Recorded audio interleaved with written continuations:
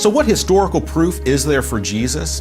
Well, we have to recognize that one of the things people say sometimes in attacking the gospel is that they say, you know what, there's not any references to Jesus, or very few in the Roman historians or anything like that. Therefore, he must not have existed, or he wasn't who the New Testament says he was, because surely he would have been mentioned. Well, part of the problem when people say that is simply that they are assuming a written culture. We live in a written culture. If something happens to us today, it goes on the internet in written form, or it goes in a newspaper in written form in a very short time period. But the people then were an oral culture. They passed things on for a long time by word of mouth and would memorize things to pass them on word of mouth, generation to generation even.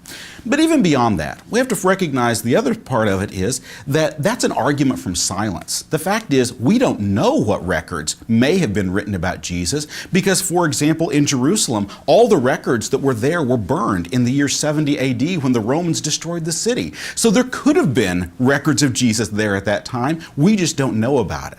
So what records are there, historical records about Jesus? Well, there aren't any from around the time that he was living on the earth that are Roman records, for example. In fact, the only Roman history that was written at that time was by a retired general named Velleius Paterculus. Why would he have mentioned a Galilean teacher? He simply wouldn't have done that. The first references we do have to Jesus come from the late 1st and early 2nd centuries.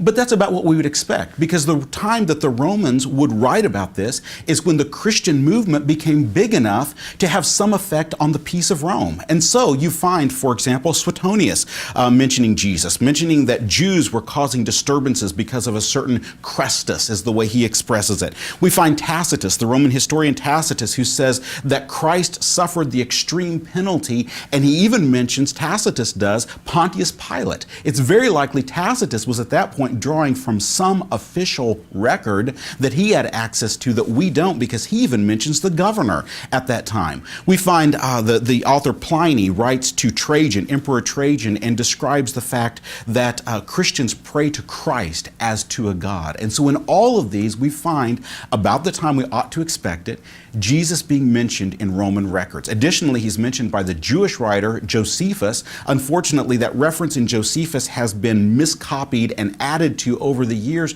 so we don't know what he originally said about Jesus, but we do know he at least mentioned Jesus.